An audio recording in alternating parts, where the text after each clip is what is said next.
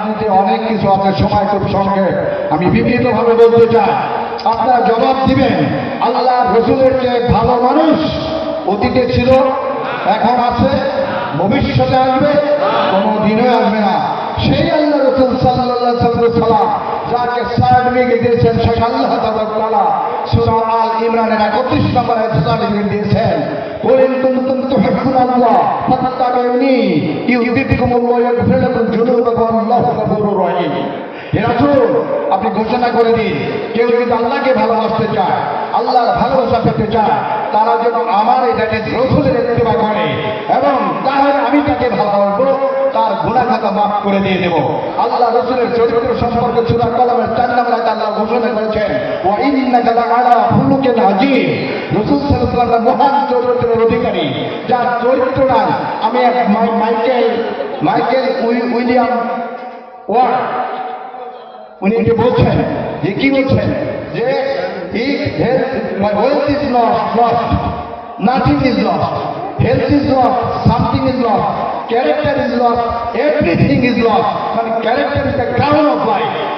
Character, চরিত্র হলো জাতীয় জীবনের একটা সিংহাসন স্বরূপ। বাংলাদেশে 18 কোটি মানুষ এই সিংহাসন কে দখল করে আছেন এখন? ডক্টর ইউনূস। মানুষের চরিত্র সিংহাসন সমতুল্য। সম্মানিত বন্ধুরা, আল্লাহ তাআলা আরো সার্টিফিকেট দিয়েছেন, রসুল যেটা তোমাকে দিয়েছে সেটা গ্রহণ করো, ওয়া মা আতাকুমুর রাসূলু ফাখুযুহু ওয়া মা নাহাকুম আনহু ফান্তাহু। রসুল যেটা দিয়েছে সেটা গ্রহণ করো, রসুল যেটা নিষেধ করেছে সেটা বর্জন করো। রসুলের চরিত্র উত্তম আদর্শ প্রত্যেকটা মানুষের জন্য পরতে পরতে আল্লাহ তাআলা কি জমা করে রেখেছেন।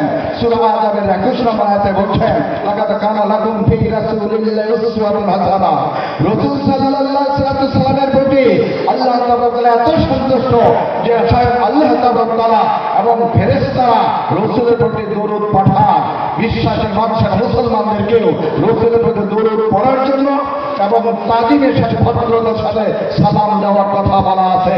সূরা আহজাবের 56 নম্বর আয়াতে আল্লাহ বলছেন, ইন্নাল্লাহা ওয়া মালাইকাতুহু ইউসাল্লুনা আলান নবী ইয়া আইয়ুহাল্লাযীনা আমানু সাল্লু আলাইহি ওয়া সাল্লিমু তাসলিমা। নিশ্চয় আল্লাহ তাআলা এবং তার ফেরেশতারা রাসূলের প্রতি দরুদ পাঠান। হে বিশ্বাসী মানুষেরা, তোমরা রাসূলের দরুদ পড়ো এবং ভদ্রতার সাথে সালাম দাও। একবার যদি সালাম দেওয়া হয়, দরুদ পড়া আন্তরিকতার সাথে, স্বয়ং আল্লাহ তাআলা ওই ব্যক্তির জন্য 10 বার সালাম দিয়ে থাকেন, দরুদ পড়ে থাকেন।